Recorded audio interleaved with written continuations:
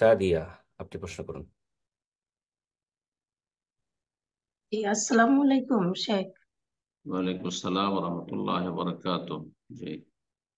জি, আমার প্রশ্ন হলো যে বিতের নামাজে যে দোয়া কুনুত করতে হয়, তো বিতের নামাজে সবসময় মানে নবী সাল্লাল্লাহু আলাইহি সাল্লামের হাদিস অনুযায়ী আমরা জানতে পারি যে উনি আগেও পড়তেন, রুকুর আগেও পড়তেন, আবার পরেও পড়তেন।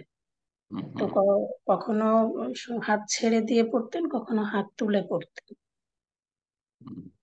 তো এখন আমি ওইটা জানতে চাচ্ছি যে রুকুর আগে যে আমি পড়বো তখন কি হাত ওইভাবে ছেড়ে দিয়ে পড়বো, নাকি ওই সময়ে মানে হাত বাঁধা অবস্থায় পড়বো সেটা।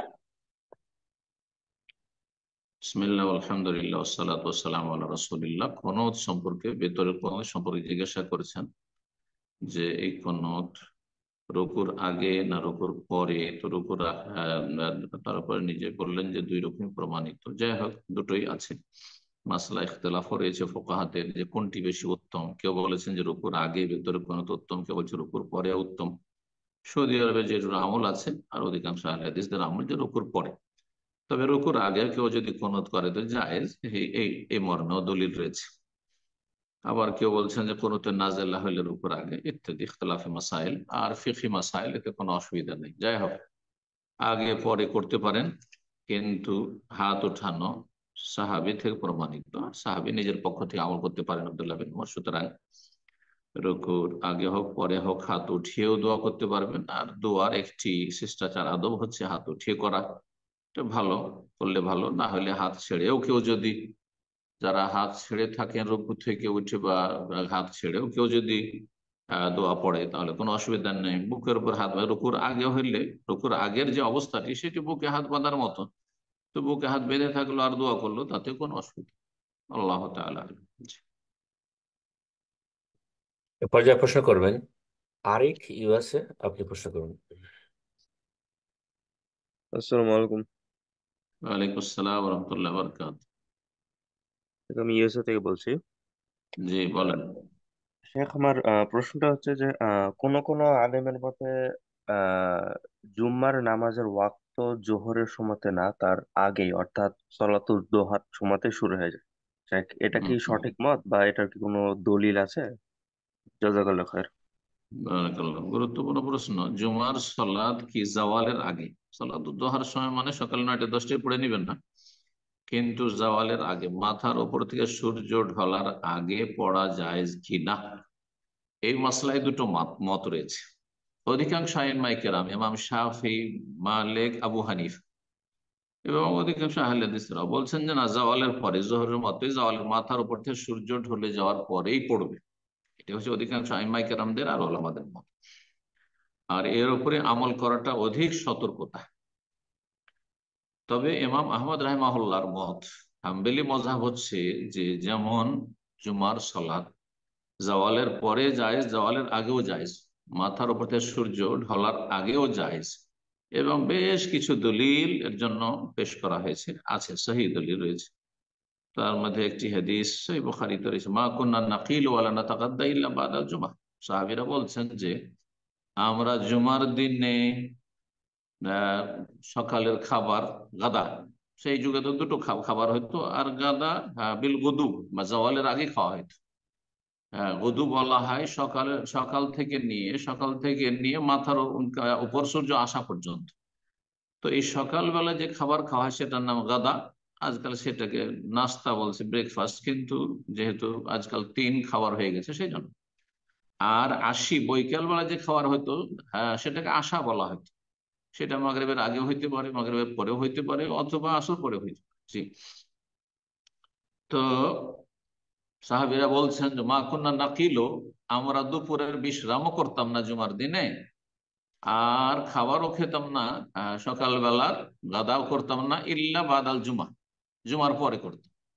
তাহলে বোঝা গেল যে তারা বাসি পেটে যেতেন আর জুমা পড়ে এসে তারা খাওয়া দাওয়া করতেন, খাওয়া দাওয়ার পরে বিশ্রাম করতেন।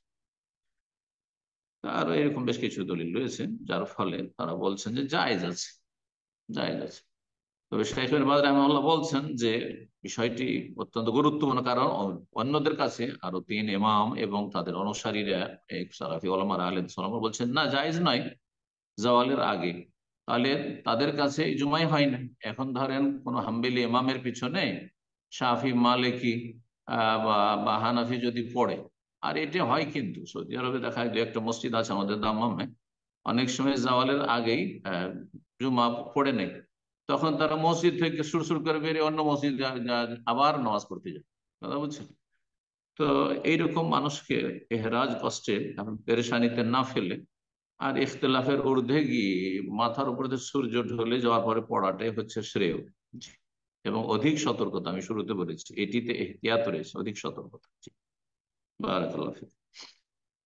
আমি প্রশ্ন করবেন এনামুল হক, আপনি প্রশ্ন করুন। আসসালামু আলাইকুম রহমতুল্লাহ বরকাতু। আমি এনামুল্লাহ বলছি লন্ডন থেকে। ওয়ালাইকুম আসসালাম রহমতুল্লাহ বারকাতুহু। জি বলেন। যে আমার প্রশ্ন হলো, ভূমিষ্ঠ হয়ে যে সন্তান মারা যায় সে কিভাবে সম্পত্তির অংশীদার হয় এবং এই অংশীদার মারা কিভাবে যায়? প্রভাব ফেলে? কে বুঝলাম না, ক্লিয়ার। যে সন্তান ভূমিষ্ঠ হওয়ার পরই মারা যায়, জীবিত হুম। থাকে না, তার শব্দ করে ওইবার পরে মারা যায়, সে সম্পত্তির অংশীদার হইয়া সম্পত্তি বন্টনে কিভাবে প্রভাব ফেলে? তা এই যে বাচ্চাটি মারা গেল না, হ্যাঁ। তার বাবা ধরেন ওর ওর পেটে মাতৃগর্ভে ছিল, সেই সময় তার বাবা মারা গেছে, বুঝা গেছে? আচ্ছা। তাহলে তার আগে তার বাবা মারা গেছে। এখন এই বাচ্চাটি ভূমিষ্ঠ হইলো, তাহলে তার ভাগ বসে গেছে তার বাবার সম্পত্তি। অন্যান্য ভাইয়েরা যতটা পাবে ততটা পাবে, অন্য বোনেদের দ্বিগুণ পাবে। আর পাওয়ার পরে তখন তার নিকটাত্মীয় যারা আছে তখন ভাগ। সে তো দুনিয়ায় থাকলো না, কিন্তু তার সম্পদ তার ভাগে দিতে হবে একটা ভাগ। জি, এটাই হচ্ছে এর উদ্দেশ্য। জি। এজা উস্তুহিল্লাল মাউলুদ ওর রেসে, বাচ্চা যদি কান্না করে উঠে, মানে জীবিত ভূমিষ্ঠ হয়, তাহলে সে উত্তরাধিকারী হবে, ওয়ারিস হবে। জি। জাযাকাল্লাহ। বারাকাল্লাহ ফিক। প্রশ্ন করবেন তাহমিনা, আপনি প্রশ্ন করুন। আসসালামু আলাইকুম। ওয়ালাইকুম সালাম রহমতুল্লাহ বরকাত। শাহেখ, আমি ঢাকা বাংলাদেশ থেকে বলতেছি। শাহেখ, আমার জি। একটা প্রশ্ন ছিল যে যে অনেক নারকেল সুপারির বাগান থাকে, তো ওই নারকেল সুপারির মানে ফসল বন্ধক দেয়, বন্ধক দিয়ে যে টাকা নেয়, সেই টাকাটা দিয়ে কি ব্যবসা করা যাবে এই নারকেল এই সুপারি দিয়ে? মানে ওই টাকাটা কি হালাল হবে না? বন্ধক ব্যবসা হারাম। বন্ধক হচ্ছে সুদ, আর সুদ হচ্ছে ধ্বংসাত্মক কাবিরা গুনাহ, জায়েজ না। এমনি সুপারি চাষ করা জায়েজ না যে সেটা ভিন্ন মাসলা। সুপারি দেখতে হবে তাতে উপকার আছে না অপকার আছে, অপকার থাকলে কতটা পরিমাণ আছে, সামান্য আছে না অনেক বেশি ক্ষতি আছে, বোঝা গেছে? আর সুপারি সাধারণত পানে দিয়ে খায়, আর এটা অধিকাংশ লোকেরা জর্দার সাথে পান পান খায়। তো এইটা তো একটা দিক আছে নাজায়েজ হওয়ার। হ্যাঁ, সুপারি চাষাবাদ, কিন্তু যখন সেটা বন্ধকে চলে গেল তখন সেটা সুদি কারবার হয়ে গেল, কাবিরা গুনাহ, হারাম। সেই রুজি হারাম। জি। সে সেই টাকা পয়সা দিয়ে ব্যবসা করা আর তাতে কোনো সহযোগিতা করা, এসব কিছু জায়েজ নয়। জাযাকাল্লাহ খায়ের। প্রশ্ন করবেন রাশিকা রাশিদ, আপনি প্রশ্ন করুন।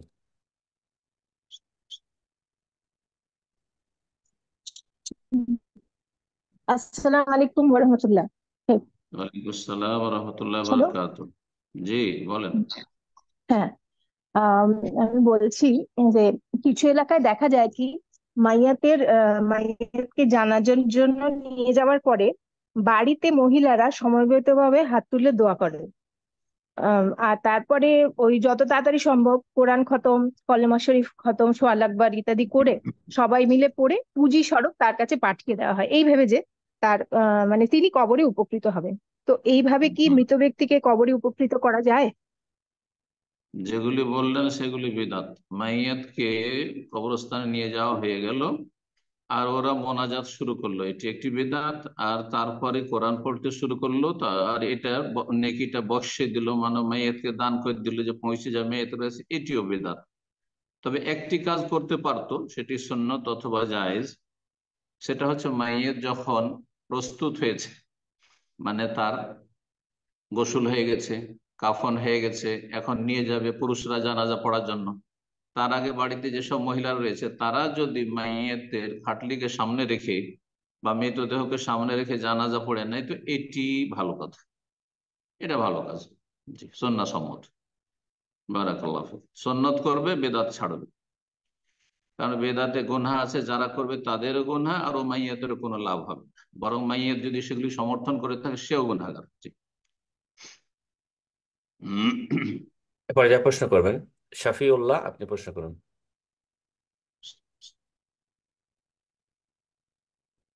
আসসালামু আলাইকুম রহমতুল্লাহ। ওয়ালাইকুম আসসালাম রহমতুল্লাহ বরকাত। জি। সৌদি আরব রিয়াদ থেকে বলছি। জি বলেন। আমার প্রশ্ন হলো, সালাতের মধ্যে একের অধিক কি সানা পড়া যাবে? একসাথে কেউ পড়া যাবে না। একসাথে মানে একই রাকাতে আপনি সানা পড়বেন দুটা, আল্লাহ বাইদ বানিয়ে পড়লেন আর সুবহানাকাও পড়লেন বা ইন্নী ওয়াজহাতু পড়লেন, জায়েজ নাই। কিন্তু ভিন্ন ভিন্ন সময় পড়া যাবে। ফরজ সালাতে বা জোহরের সুন্নত গুলোতে পড়লেন সুবহানাকা, আর তারপরে ফরজ পড়ে আল্লাহ বাইদ বাইনি, আর তারপরে সুন্নত গুলিতে পড়লেন আপনি ওয়াজহাতু ওয়াজহিল্লাযী ফাতারাস সামাওয়াত। এটা জায়েজ রয়েছে। তা না ও মানে বিভিন্ন সময় বিভিন্ন পড়া, কিন্তু একসাথে এই সবগুলি জমা করা এটা সুন্নতের খেলাফ, কখনো নবী সাল্লাল্লাহু আলাইহি ওয়াসাল্লাম করেননি। জি। জাযাকাল্লাহ খায়ের। এরপরে যা প্রশ্ন করবেন ফাতেমা, আপনি প্রশ্ন করুন। আসসালামু আলাইকুম। ওয়ালাইকুম আসসালাম রহমতুল্লাহ বরকাত। জি শেখ, আমি বাংলাদেশ থেকে বলছি। বলেন। প্রশ্নটা হচ্ছে আমার মায়ের, আমার আম্মার। হুম, বলেন। আহ, বিষয়টা হচ্ছে 25 বছর আগে আমাদের ফ্যামিলিটা খুবই দরিদ্র ছিল। আমরা ভাই বোন 9 জন। তো হুম, 25 বছর আগে আমার মা আমার মামার থেকে ভিসা আইনা আমার এক ভাইকে সৌদিতে পাঠাইছে। হুম, সৌদিতে যাওয়ার পরে এক ভাইকে বাহিরে নেওয়ার পরে আর আমার ভাই আর কাউকে নেয় নাই। তো এখন হুম, মা কষ্ট নিতেছে মনে, বারবারই একটা কথাই বলে, আমি তো শুধু 2 সন্তানের স্বাবলম্বী দেখার জন্য আমি ভিসা আনি নাই আমার ভাইয়ের থেকে। আমি চাইছি যে আমার প্রত্যেকটা সন্তানই স্বাবলম্বী হোক, মেয়েদের হুম, জামাইদেরকে কিছু করবে, ঠিক। ছেলেদেরকে করবে। কিন্তু জি। ওই 2 ভাই আজকে কোটি কোটি টাকার মালিক, আর ওই হুম, 6 ভাই বোন, 7 ভাই বোন সবাই দরিদ্র, এমনকি তাদের হুম, মুখাপেক্ষি। হুম, এখন হুম, আমার জানার বিষয় হচ্ছে যে এটা বাইরা কি সঠিক করলো কিনা, নাকি আমাদের 6 ভাই বোন যে দরিদ্র 7 জন, আমরা কি নাকি এটা আমাদের তাকদিরেই ছিল, এটা একটু হুম। জানার বিষয়। তকদিরে সবারই ছিল, যা ঘটছে সেটাই ছিল। ভালো ছিল সেটাও ঘটছে, গোনা করেছে সেটাও তকদিরে ছিল, নেকি করছে, হ্যাঁ মানুষের উপকার করছে সেটাও তকদিরে ছিল, উপকার করলো না সেটাও তকদিরে ছিল। তকদিরেও দোষ দিলে হবে না। প্রথম কথা, আপনার ভাই যাকে টাকা ধার কর্জা করে পাঠিয়েছে আপনার মা, সেই ব্যক্তি হতভাগা। ও আহসেন কামা আহসান আল্লাহ ইলাইক, আল্লাহ বলছেন যে তুমিও ইহসান করো, তুমিও সদাচরণ করো, মানুষের ভালাই করো যেমন আল্লাহ তোমার ভালাই করেছে। কারো মাধ্যমে তোমাকে আল্লাহ রাব্বুল আলামিন যে উপকৃত করেছেন, তা সেটা ভুলে যেও না। সেটা ভুলে যেও না, তুমি তেমনটাই করো যেমন আল্লাহ তোমার ইহসান করেছেন। কারো মাধ্যমে তোমার উপকার হয়েছে, তুমি অন্যের উপকার করো। কিন্তু সে হতভাগা, অনেকে গায়ের মুওয়াফফাক, ভালো কাজের তৌফিক হয়নি, বদনসিব। তো এই ধরনের সে বদনসিব, যে আত্মীয় স্বজনদের, ভাইদের, হ্যাঁ বোনদের উপকার করতে পারেনি। এই ধরনের যারা ছেলে মেয়েরা রয়েছে যারা কারো উপকার করতে পারে না, আসলে বদনসিব। হয়তো সুযোগ আছে, হ্যাঁ সুযোগ আছে, তারপরে করে না, এরা হতভাগা আসলে। জি। বাকি কথা হলো যে অন্যরা যারা অভাবী থেকে গেছে সবর করবে। আর এই নয় যে আক্ষেপ করবে আর তার জন্য আক্রোশ করবে। সে হক আদায় করে, আত্মীয়তার হক আদায় করে, যাদের করণীয় ছিল। আর সে যদি না করে থাকে তাহলে যে টাকাটা দিয়ে গেছিল সাথে সাথে টাকাটা তাকে দিয়ে দিতে হতো তার মাকে। জি, এটাই হচ্ছে কথা। বারাকাল্লাহ ফিক। জাযাকাল্লাহ খায়ের। তো এবার যা প্রশ্ন করবেন এমডি জসিম, আপনি প্রশ্ন করুন। আসসালামু আলাইকুম রহমতুল্লাহ। ওয়ালাইকুম আসসালাম রহমতুল্লাহ বরকাত। সাহেব, আমি জসিম বলছিলাম, ঢাকা বাংলাদেশ থেকে। জি। হুম। আমার প্রশ্ন হচ্ছে যে হজের সময় হাজিরা কোন কোন জায়গায় দোয়া করবে?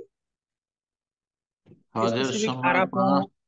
জি জি, 5টি জায়গায় দোয়া করা হাদিস দ্বারা প্রমাণিত সুন্নাত। 5টি জায়গায় মনে রাখবেন। সাফা মারওয়া, এক সাফা, 2 মারওয়া, ঠিক আছে। আর একটি হচ্ছে আরাফা, আর একটি হচ্ছে মুজদালিফা মাশআরুল হারাম, আর আরেকটি হচ্ছে জামরাত গুলিতে। হ্যাঁ, প্রথম জামরা, দ্বিতীয় জামরায় 11, 12, 13 তারিখে।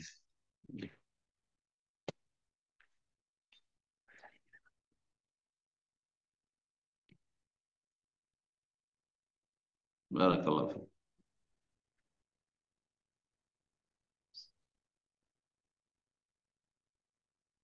জি, হয়ে গেছে। শুনছেন ইকরাম ভাই আমাকে? জাজাকাল্লাহ খায়ের। সরি, আসলে আমি খেয়াল করতে পারিনি, কি আমার ফোনটা লিটে ছিল। ব্যস্ত শুধু হয়েছেন এমডি নাকি? জসিমকে বলছিলাম ভাই, আপনার যদি আপনি কন্টিনিউ প্রশ্ন করছিলেন, যদি আপনার হজ রিলেটেড কোনো প্রশ্ন থাকে আপনি কন্টিনিউ করতে পারেন। জাজাকাল্লাহ খায়ের। জি, না, আমার প্রশ্ন ইনশাল্লাহ সাহেব উত্তর দিয়ে দিয়েছে। জাজাকাল্লাহ খায়ের। তো ইনশাল্লাহ এ পর্যায়ে প্রশ্ন দোয়া করবে, করবেন। ওয়াফের সময় সা- দোয়া করবে, কথা বুঝে? তওয়াফের সময়ও দোয়া করবে, কিন্তু এই 5টি জায়গায় দাঁড়িয়ে হাত উঠিয়ে দোয়া করার কথা বলছি। বাকি তওয়াফের সময় রুকনে ইয়ামানিতে হাজির আসওয়াদের মধ্যে দোয়া করা, এখানে হাত ওঠানো প্রমাণ নেই।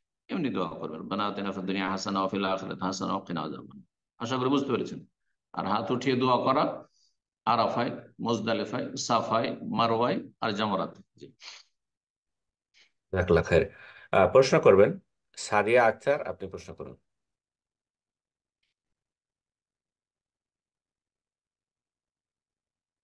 শাহিদা আক্তার, সরি, শাহিদা আক্তার, প্রশ্ন করুন। জি, আসসালামু আলাইকুম রহমতুল্লাহ বরকাত। ওয়ালাইকুম আসসালাম ওয়া রাহমাতুল্লাহি ওয়া বারাকাতুহু। আমি লন্ডন থেকে বলছি। জি প্রশ্নটা বলেন। আমার এক ভাবি, রিসেন্টলি ওনার ছেলে বিয়ে যার করেছে। যারই হোক, এত এখন লম্বা করা দরকার কি আপনার? ভাবির হলো, কেউ মায়ের বলছেন, প্রয়োজন আছে? কোনো প্রয়োজন, নিষ্প্রয়োজন কথা। ও, আপনার প্রশ্ন বলুন। প্রশ্নটা হলো ওনার ছেলে বিয়ে করছে, এখন ওনার ছেলের বউকে ওনাদের বাবা মা বলে ডাকতে পারবে কিনা? সম্মানের উদ্দেশ্যে মুরব্বীদেরকে, বড়দেরকে বাবা মা বলা জায়েজ। জি। ওস্তাদকে বাবা বলা জায়েজ, কথা বোঝা গেছে? এইরকম আদরের জন্য বাবু বলা জায়েজ, হ্যাঁ, আম্মু বলা জায়েজ, জায়েজ। যারা বলছে জায়েজ নয় তারা বুঝে না, তাদের কোনো ফিকহের জ্ঞান নেই। বাপ, বাপকে অস্বীকার করে বাপের নাম, হ্যাঁ, ধরেন কাগজপত্র উড়িয়ে দিল, এটা হারাম। অন্যের সাথে নিজেকে সম্পৃক্ত করলো যে আমি অমুকের ছেলে, অথচ তার ছেলে না, এটা হচ্ছে জাহান্নামে যাওয়ার কারণ। না, লানাল্লাহু মান ইদ্দাআ ইলা গায়রি বিহি। আল্লাহ লানত রয়েছে এমন ব্যক্তির ওপর যেই ব্যক্তি অন্যের সাথে নিজেকে সম্পৃক্ত করবে। কেউ যদি তার বাবার পরিচয় না দিয়ে তার শ্বশুরকে বাবা বলে, আর এলাকার লোক সবাই জানছে তার শ্বশুরটাই তার বাবা, এইটা হচ্ছে জাহান্নামে যাওয়ার কারণ, লানতের কারণ।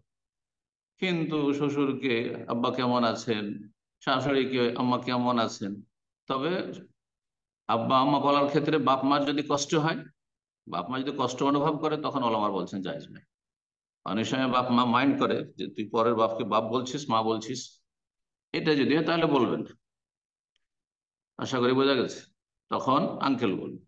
কিন্তু ধরেন মাঝে মধ্যে কোনো ওস্তাদের সাথে দেখা হলো, মুরব্বী ওস্তাদ শেখ বাজ রাহিমাহুল্লাহকে, সৌদি আরবের জনগণ থেকে শুরু করে নেতৃস্থানীয় ব্যক্তিরা আর বড় বড় আলেমরা, তার ছাত্ররা সামাহাতুল ওয়ালেদ বলতেন। জায়েজ নয়? কি হলো তাতে? কোনো অসুবিধা নেই। জাজাকাল্লাহ খায়ের। প্রশ্ন করবেন আব্দুল্লাহ, আপনি প্রশ্ন করুন। আসসালামু আলাইকুম রহমতুল্লাহ। ওয়ালাইকুম আসসালাম রহমতুল্লাহ বরকাত। জি। লাইক আমার প্রশ্ন হচ্ছে, আমরা যারা কোথা বাংলাদেশে থেকে এই মুহূর্তে বলছেন? নতুন করে আকিদা, কোথা কোথা থেকে বলছেন? শাইখ আমি আমি ঢাকা বাংলাদেশ থেকে বলছি। জি, বলেন। জি শাইখ, আম, আমরা যারা বাংলাদেশে, যারা নতুন করে আকিদা শিখতে যাচ্ছি, তারা বিভিন্ন রকম কোর্স আমাদের সামনে আসে এবং অনেক বই আছে বাজারে।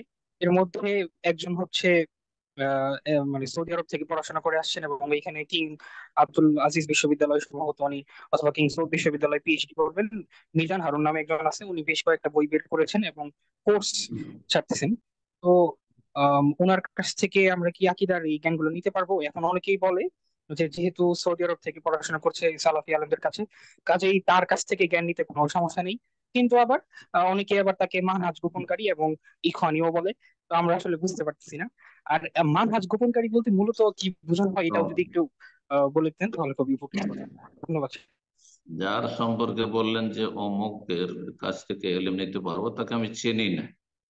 সুতরাং যাকে চিনি না তা নিতে পারবেন পারবেন না দুটো বলতে পারবো না। তবে যে পরে ইঙ্গিত করলেন যে তিনি ইখওয়ানি মানহাজের, যদি ইখওয়ানি মানহাজের হয়, যদি সুফি মানহাজের হয়, তবলিগি মানহাজের হয়, দেওবন্দি মানহাজের হয়, তাহলে তাদের কাছ থেকে দিনের জ্ঞান অর্জন করা যায় না। দুনিয়া শিখতে হবে, সায়েন্স টেকনোলজি পড়তে পারে, কিন্তু দিন শিখতে হবে স্বচ্ছ উৎস থেকে, কোরআন সুন্নাহ ভিত্তিক মানহাজে সালাফ সাহাবায়ে কেরামদের আদর্শ যারা শিক্ষা দেয় তাদের কাছ থেকে।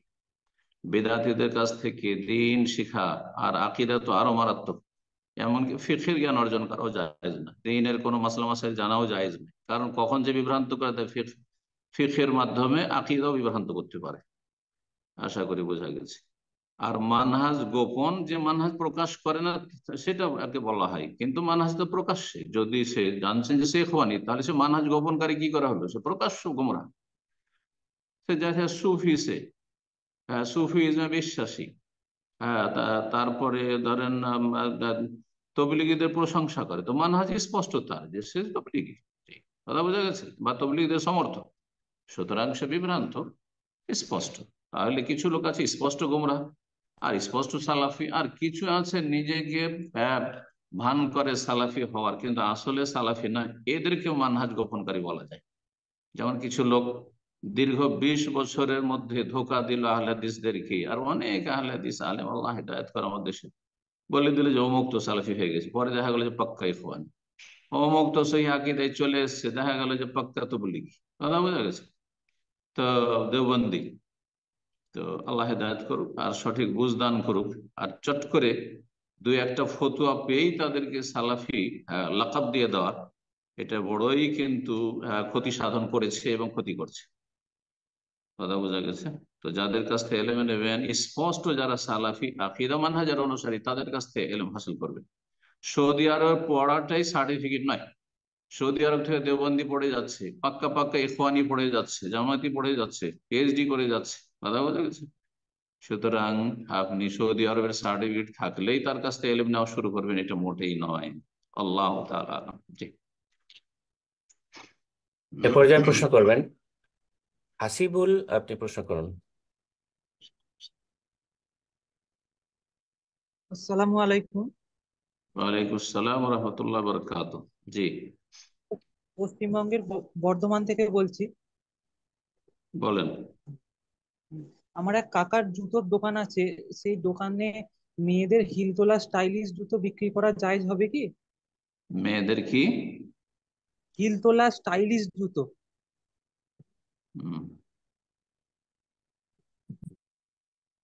আল্লাহু আ'লাম। যারা ব্যবসা করছেন তারা বেশি জানছেন যে তাতে কি ফিতনার কারণ। উঁচা হিলওয়ালা স্যান্ডেল পরে যেসব মেয়েরা চলাফেরা করে, আর তাদের কোমর আর তাদের পেছন দিক ঝাঁকানি দেয়, আর তাতে আকৃষ্ট করে যুবকদেরকে, পুরুষদেরকে, এমনটাই যদি হয় তাহলে না জায়েজ। জি, বেঁচে থাকা ভালো এই সব থেকে, কিন্তু ব্যবসা বাণিজ্য করতে গিয়ে অনেকে হয়তো এগুলো জিনিসকে হালকা হিসাবে দেখছেন। বিষয়টা দেখতে হবে, যদি দেখেন যে এটা ফিতনার কারণ, এগুলো এই ধরনের পোশাক অথবা স্যান্ডেল সেটি ফিতনার কারণ, হ্যাঁ, তাহলে জায়েজ নাই। জি, প্রশ্ন করবেন আলম, আপনি প্রশ্ন করুন। জি, আসসালামু আলাইকুম ওয়া রাহমাতুল্লাহি ওয়া বারাকাতুহু। ওয়ালাইকুম আসসালাম ওয়া রাহমাতুল্লাহি ওয়া বারাকাতুহু। জি, জি সাহেব, আমি লন্ডন থেকে বলছিলাম। বলেন। এর আগে আপনার সাথে আমার একবার দেখা হয়েছিল, আপনি কত 3-4 বছর আগে মনে হয় ওই যে ম্যানচেস্টার আসছিলেন, তখন আপনার সাথে গেছিলাম দেখা করতে।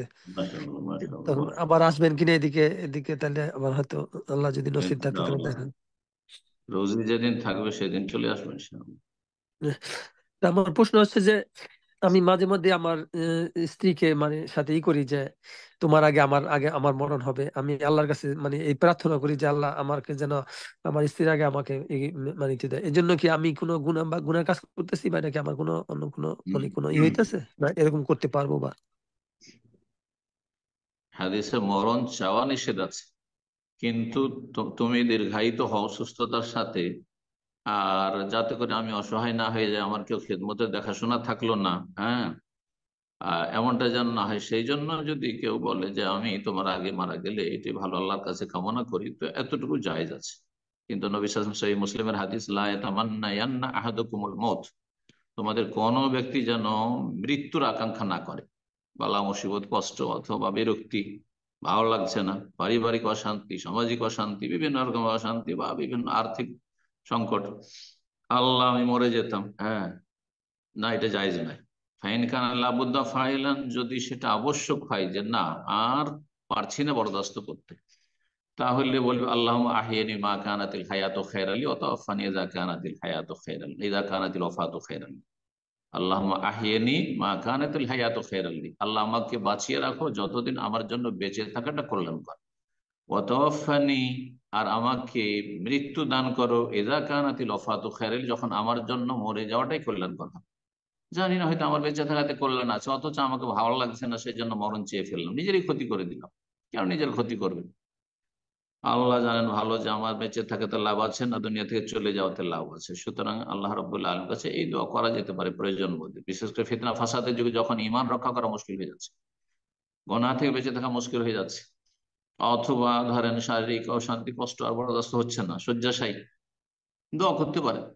যেসব রোগী শয্যাশায়ী বা দীর্ঘ সময় হাসপাতালে চলাফেরা করতে পারছে না, যদি বলে আল্লাহুম্মা আহিয়িনি মা কানাতিল হায়াতু খায়রালি ওয়া তাওয়াফানি ইযা কানাতিল ওয়াফাতু খায়রালি, ভালো কথা, জায়েজ আছে, নবী সাল্লাল্লাহু আলাইহি ওয়াসাল্লাম করছেন। আল্লাহু আ'লাম। জাযাকাল্লাহ খায়ের। এ পর্যায়ে প্রশ্ন করবেন এস কে আসগর, আপনি প্রশ্ন করুন।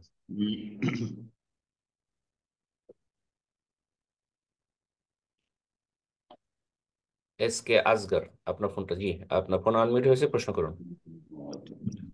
আসসালামু আলাইকুম রহমতুল্লাহ, কেমন আছেন? ওয়ালাইকুম আসসালাম ওয়া সৌদি আরব। রাহমাতুল্লাহ। জি আলহামদুলিল্লাহ।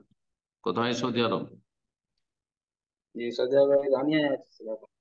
রানিয়া, মাশাআল্লাহ, বল।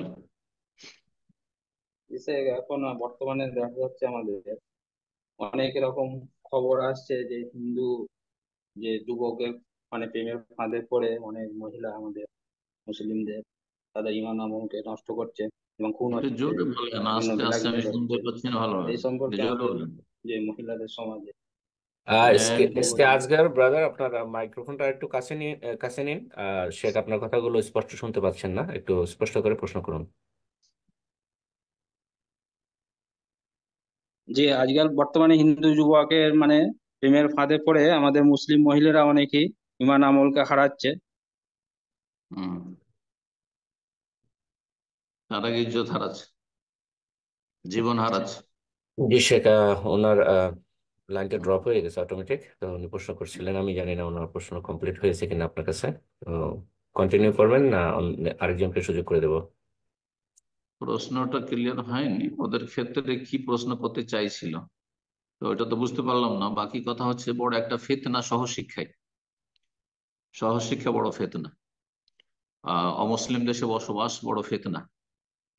তো এই দুটো ফিতনার কারণে তো অমুসলিম সমাজে থাকছে, তারপরে ধরেন অমুসলিমদের সাথে সহশিক্ষায় থাকছে, সহশিক্ষা হারাম, এক হারাম সহশিক্ষা, তারপরে শখ করে স্বেচ্ছায় কাফেরদের মাঝে একাকার হয়ে থাকা, না মুসলিম বেল্টে থাকতে হবে, মুসলিম দেশে থাকলে যেসব এলাকায় মুসলিম মেজরিটি আছে সেখানে থাকার চেষ্টা করে, যেখানে মসজিদ আছে, দিনী প্রতিষ্ঠান আছে এবং দিনী সার্কেল আছে, দিনী ভাইরা বোনেরা রয়েছে, সেখানে থাকতে হবে। অমুসলিম দেশে যদি থাকতে হয় তো এভাবে থাকতে হবে, এই নয় যে যেখানে সেখানে বসবাস করবে। তো এইভাবে থাকার কারণে আর সবচেয়ে বড় রোগ যেটা সেখানে যে সহশিক্ষা, হারাম সহশিক্ষা এভাবে। তো অসহজ জীবনযাপন যখন করবেন, আর বাপ মা সেটাকে মেনে নিয়েছে দুনিয়ার গরজে, কেন মেয়েকে কলেজ ইউনিভার্সিটিতে সাবালিকা মেয়েকে আপনি পড়াবেন অমুসলিমদের সাথে? এটা করতে গিয়ে তখন খ্রিস্টানের সাথে বেরিয়ে চলে গেল, হিন্দুর সাথে বেরিয়ে চলে গেল, আর তারপরে বলছেন যে এই হলো তো সেই হলো, শুধু ইমান আমল, তার আগে ইজ্জত হারিয়েছে সে, জানিয়া ব্যভিচারকারিনী। 2 নম্বর, সে প্রাণনাশ হচ্ছে, অধিকাংশ মেয়েদেরকে মেরে দিচ্ছে এইসব ইসলামের শত্রু, মুসলিমদের শত্রুরা। তো যার ফলে আদা খেয়েছে, স্বাদ পেয়েছে। আল্লাহ তাদের হেদায়ত দান করে, তাদের বাবা মাকে আগে হেদায়ত করুক। বাবা মা অসৎ, এরকম পরিবেশে পড়ানো মোটেই জায়েজ না। এইরকম প্রতিকূল পরিবেশে সাবালিকা মেয়েদেরকে পড়ানো মোটেই জায়েজ না। হ্যাঁ, নিজেদের প্রতিষ্ঠান খুলতে হবে, সেখানে লেখাপড়া করে আল্লাহ হেদায়ত দান করবে, সহ শিক্ষা বর্জন করতে হবে। আমিন, জাযাকাল্লাহ খায়ের। এ পর্যায়ে প্রশ্ন করবেন ওয়ালি নাম্বার 2। আপনি প্রশ্ন করুন। আসসালামু আলাইকুম শেখ, আমাকে কি শোনা যাচ্ছে? জি জি, শোনা যাচ্ছে। বলেন, কোথা থেকে বলছেন?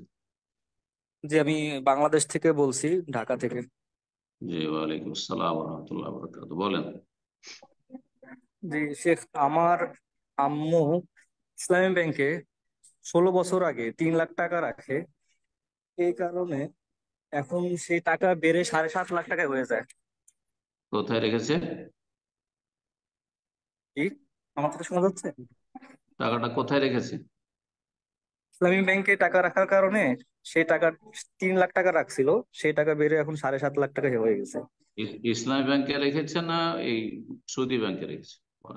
ইসলামী ব্যাংকে, মানে বাংলাদেশ ইসলামী ব্যাংকে রেখেছে। আচ্ছা আচ্ছা, ঠিক, চলেন। অনেকে বলতেছে যে এই ইসলামী ব্যাংক নাকি সুদে জড়ায় গেছে। আবার আরেকদিকে আমার আব্বু সৌদি আরবে থাকে, কিন্তু চাকরি না থাকার কারণে 4 লাখ টাকার মতো ঋণগ্রস্ত হয়ে গেছে। এখন আবার আরেকটা সমস্যা হয়েছে যে 16 বছর ধরে এই টাকার কোনো জাকাতও আমার আম্মু আদায় করে নাই।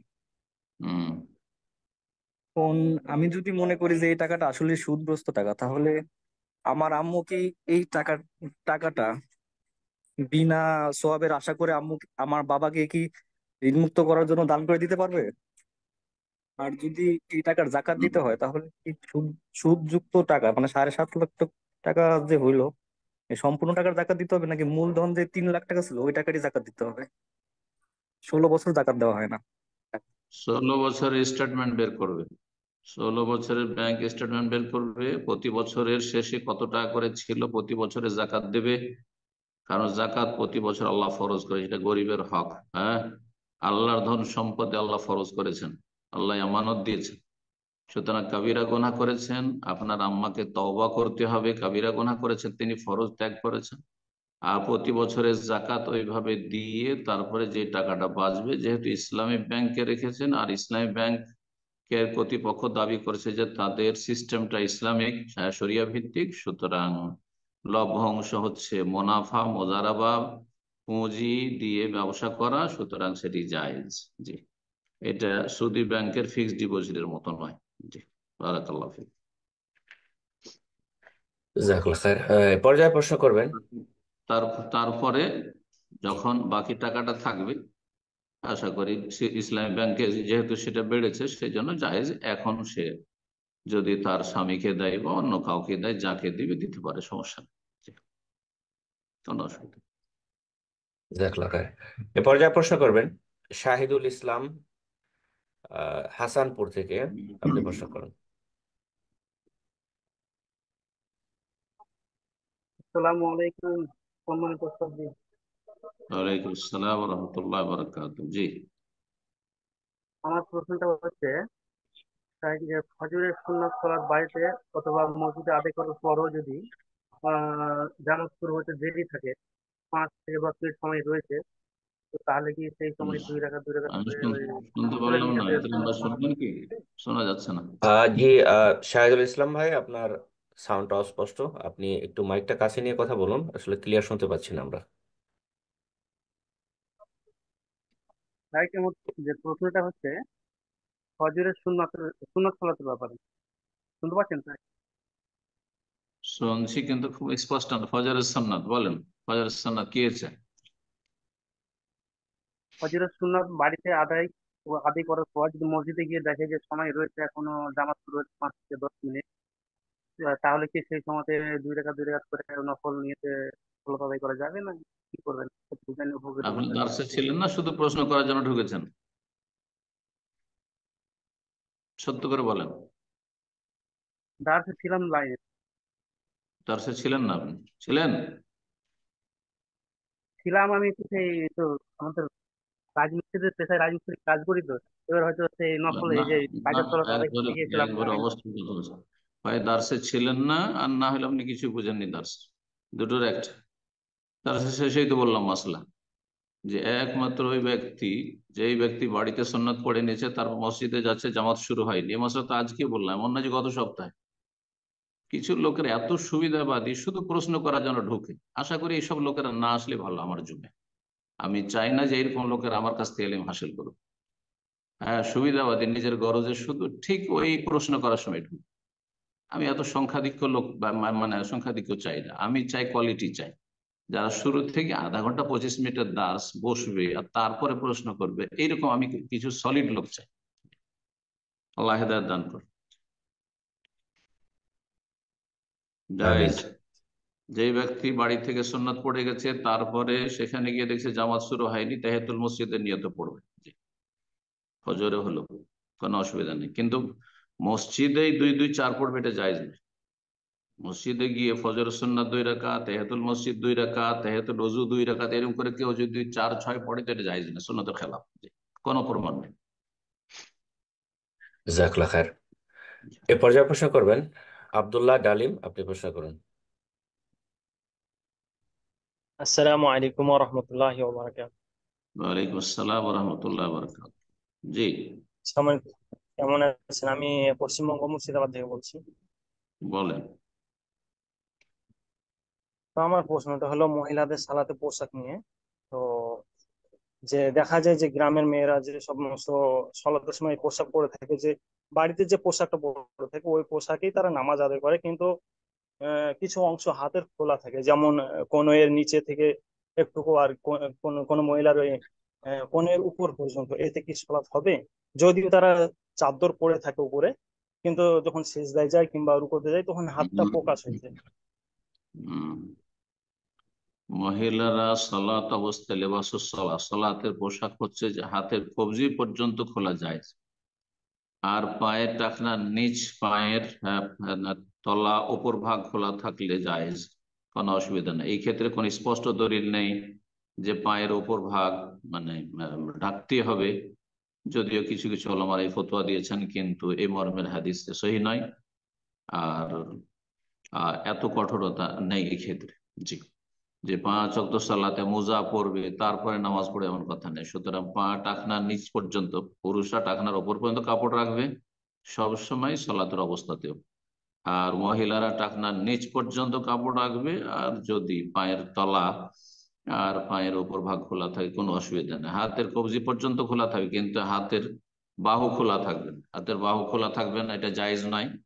আর কনুই খোলা থাকবে, এটাও জায়েজ নয়। এইভাবে সালাত আদায় করলে সালাত নাও হইতে পারে। সতর্কতা অবলম্বন করুক, ফালতাত্তাকিল্লাহ, আল্লাহকে ভয় করুক। তাদেরকে শিখান, তাদের মধ্যে অজ্ঞতা রয়েছে। শাড়ি পরে শুধু সালাত আদায় করা, বা সালোয়ার কামিজ আর হালকা পাতলা ওড়না না, বড় একটা চাদর রাখবে, বড় একটা চাদর রাখবে, বড় একটা ওড়না রাখবে, হিজাব রাখবে, সেটা পরে নেবে আর তারপর সালাত আদায় করবে, যাতে করে হাতের কবজির বেশি প্রকাশ না পায়। জি, আর পায়ে টাকনার উপরে কাপড় না উঠে যায়। এ পর্যায়ে প্রশ্ন করবেন নাজমুল হক, আপনি প্রশ্ন করুন। আসসালামু আলাইকুম সম্মানিত স্যার। ওয়ালাইকুম আসসালাম ওয়া রাহমাতুল্লাহি ওয়া বারাকাতুহু। গাজীপুর বাংলাদেশ থেকে বলছিলাম। জি বলেন। আজকে আপনার কাছে আমি একটা দুয়ার দরখাস্ত করতে চাই, সেটা হচ্ছে যে আমি প্রথম সন্তানের বাবা হতে যাচ্ছি ইনশাআল্লাহ। মাশাআল্লাহ, আল্লাহ বরকত দিক, আল্লাহ নেক তো হায়াত দিক, বাচ্চার মা বাবাকে, এবং আল্লাহ রাব্বুল আলামিন দিনের উপর প্রতিষ্ঠিত। দোয়া করবেন যাতে সুস্থ সবল নেক সন্তান আল্লাহ আমাকে দেয়। সব দিক থেকে আল্লাহ ভালো করুক, দুনিয়া আখিরাতে আল্লাহ ভালোই করুক। জি, জি এটা। আর শুনুন। আরেকটা কথা বলতে চাচ্ছিলাম যে কুরবানির ঈদ আমার বাচ্চার ঈদ আমার প্রায় কাছাকাছি সময়, তো আমি এই জন্য কুরবানিটা না দিয়ে আকিকা দেওয়ার মন্তব্য করছি আর কি, এটা উত্তম মনে করে আর কি। কেন তো দুটো দিতে পারবেন না? দুটো না, দিতে দুটা দিলে পারবেন না? আমার একটু অসুবিধা, না আমার একটু অসুবিধা হবে অর্থনৈতিক ভাবে, এই জন্য। আর্থিক যদি সংকট থাকে আর কোরবানির সময়ও চলে এসছে আর আকিকার সময় চলে এসছে, তাহলে আকিকাকে প্রাধান্য দিতে হবে। কারণ কোরবানি আগামী বছরও দিতে পারবেন, কিন্তু আকিকার সময়টা চলে যাবে, এই সময় বাচ্চা ভূমিষ্ঠ হয়েছে, সেই জন্য সেই এখন আকিকাকে অগ্রাধিকার দেবেন, কিন্তু ভাগে নয়। ভাগে না, আকিকার কোনো ভাগ নেই। আকিকার ভাগ নেই, কোরবানিতে ভাগ আছে, আকিকায় ভাগ। হানাফি ফতুয়া এটি কেয়াসি ফতুয়া। কোরবানির উপর তারা কেয়াস করেছে, এবাদতে কেয়াস জায়েজ নয়, বলে এবাদতুল আতুকাস। সুতরাং নবী সাল্লাল্লাহু সাহাবাই কেরাম থেকে যখন আকিকার ভাগ নেই, সুতরাং জায়েজ নয়, গোটা পশু দিতে হবে। গোটা পশু দিতে হবে আকিকার ক্ষেত্রে। ছাগল দেন, মেষ ভেড়া ভেড়ি দেন, দুম্বা দুম্বি দেন। আর যদি কেউ বলে যে না আমরা গরু খাওয়ালো, গরু খাবো, তো গোটা গরু দেন, গোটা উঠ দেন। হ্যাঁ, যদিও অনেকে আপত্তি করেছেন এর উপর, কারণ নবী সাহাবারা কেউ গরু আকিকাতে দেননি। জি, বা ওট আকিকাতে দেননি, অথচ ওট ছিল পর্যাপ্ত পরিমাণে আরব দেশে, দিলে দিতে পারতেন ওট আকিকায়, কিন্তু সাহাবিরা দেন। এই জন্য আকিকার ক্ষেত্রে জি ভেড়া ভেড়ি বা বকরা বকরি দেবেন, আর সেটাকে প্রাধান্য দিবেন কোরবানির ওপর, যদি দুটো করা সম্ভব নয়। আর দুটো যদি সম্ভব হয়, তা আমি দুটোই করতে পারবো, আর্থিক দিক থেকে তো অসুবিধা নেই, দুটোই করে। আল্লাহু আ'লাম। জাযাকাল্লাহ খায়ের। এ পর্যায়ে প্রশ্ন করবেন আজিম খান।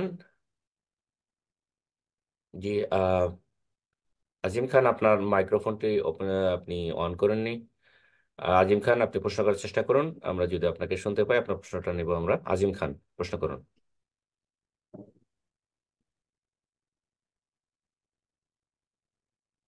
তো ইনশাআল্লাহ এ পর্যায়ে আমরা অন্যজনকে সুযোগ করে দিচ্ছি, প্রশ্ন করবেন। রাজিবুল, আপনি প্রশ্ন করুন। আসসালামু আলাইকুম শেখ। ওয়ালাইকুম আসসালাম ওয়া রাহমাতুল্লাহি ওয়া বারাকাতুহু। জি। ওয়েস্ট বেঙ্গলের জামালপুর থেকে বলছি। হুম। ওয়েস্ট বেঙ্গল জামালপুর কোথায়, কোন ডিস্ট্রিক্টে? ওটা হচ্ছে পূর্ব বর্ধমান। পূর্ব বর্ধমান, বলেন। আল্লাহর জন্য আপনাকে ভালোবাসি শেখ।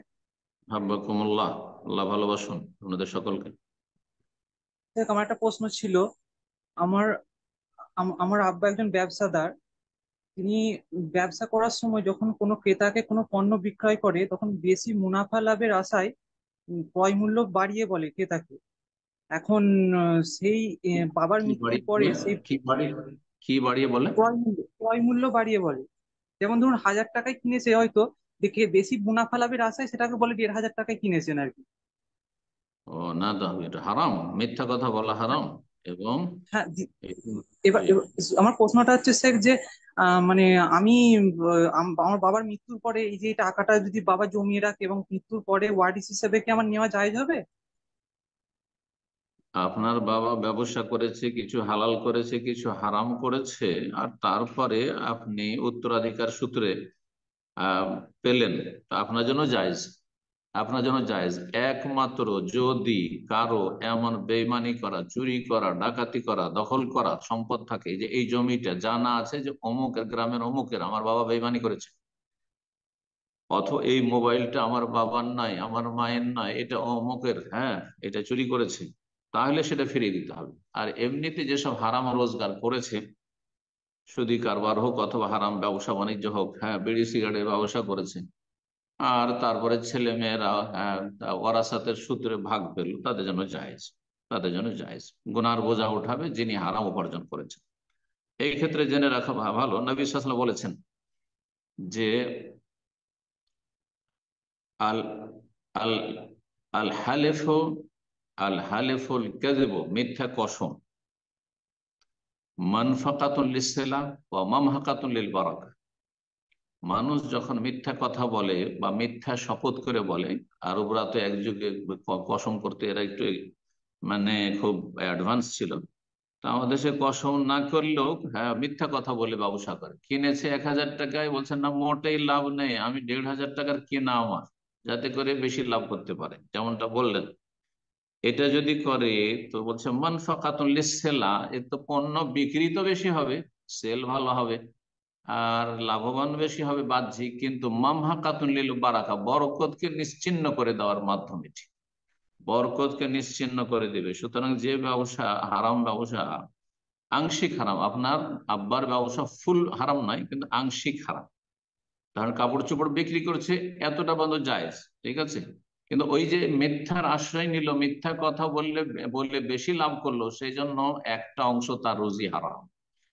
তো তাহলে মুদ্রা কথা হচ্ছে যে তার রুজিতে বা তার ইনকাম সোর্সে হারাম এবং হালালের সংমিশ্রণ রয়েছে, হালাল এবং হারামের সংমিশ্রণ রয়েছে। আল্লাহ হিদায়াত দান করুন তিনি দুনিয়াতে বেঁচে থাকলে।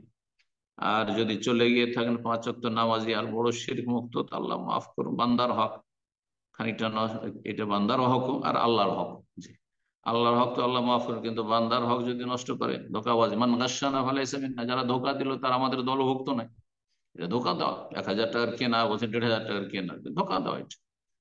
আল্লাহ হেদায়েত দান করুন। আমিন। জাজাকাল্লাহ খায়ের। সম্মানিত দিনী ভাই বোনেরা, আমরা প্রোগ্রামের একদম শেষ পর্যায়ে চলে এসেছি, অনেক সময় হয়ে গেল। তো আজকে সর্বশেষ প্রশ্ন নেব, যার মাধ্যমে আমাদের প্রোগ্রাম শেষ হয়ে যাবে। তার পূর্বে যারা হ্যান্ড রেজ করেছিলেন, প্রশ্ন করতে পারলেন না, তাদের উদ্দেশ্যে আপনারা আগামী সপ্তাহে প্রোগ্রামের শুরুতে, নিউ ইয়র্ক টাইম, সকাল 9টায় আপনারা শুরুতে জুম প্রোগ্রামে যুক্ত হয়ে হ্যান্ড রেজ করবেন ইনশাআল্লাহ। আমরা আগামীতে আপনাদের প্রশ্নগুলো নেওয়ার চেষ্টা করবেন ইনশাআল্লাহ। তো আজকের সর্বশেষ প্রশ্ন করবেন সুজান। আপনি প্রশ্ন করুন। সুজান, জি, আপনার ফোনটা আনমিউট করে নিন, প্রশ্ন করুন। জি,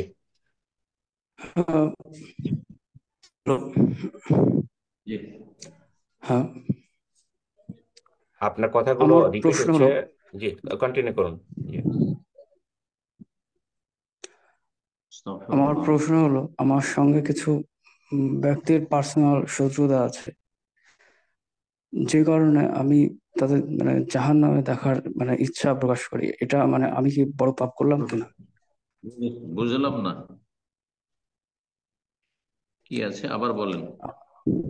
আমার সঙ্গে কিছু ব্যক্তির মানে পার্সোনাল শত্রুতা আছে, শত্রুতা? যে কারণে আমি কেন শত্রুতা তাদের হবে? মানে মুমিন মুসলিম, কেন শত্রুতা? তারা জুলুম করেছে, জালেম। মুসলিম নয় মানে, তো মানে তাদের মানে জাহান্নামে দেখার ইচ্ছা কি, এটা কি এটা আপনি আমি ঠিক করছি কিনা? আপনি উত্তরটা বলেন। তারা জালেম যদি হয় তাহলে সেটা আলাদা কথা। তারা জালেম কিসের জন্য শত্রুতা? নাকি দুনিয়ার স্বার্থে শত্রুতা, হিংসা বিদ্বেষ শত্রুতা এমনি? তারা আপনার হ্যাঁ, অন্যায় করেছে, আপনার হক নষ্ট করেছে, আপনাকে মারধর করেছে, হ্যাঁ, কি করেছে? ওরা মানে আমাকে মানে খারাপ কথা বলে, মানে ছোট করে সবসময় মানে আমার পেছনে লাগে, ঠিক আছে? বুঝলাম না, খারাপ কথা বলেছে, কি ধরনের খারাপ কথা বলেছে?